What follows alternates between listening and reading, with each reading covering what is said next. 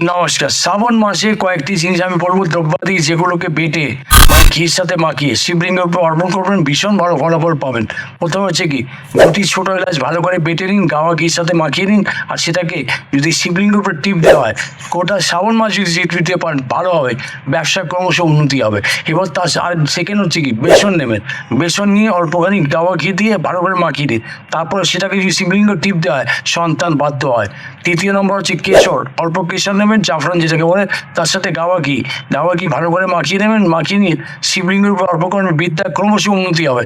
তারপর হচ্ছে দুটি লবঙ্গ নেবেন, ভালো করে বেটে নেবেন, তার সাথে ঘি মাখিয়ে নেবেন, ঘি মাখিয়ে আপনি শিবলিঙ্গের উপর যখন টিপ দেবেন তার তাড়াতাড়ি ঋণ শোধ হবে।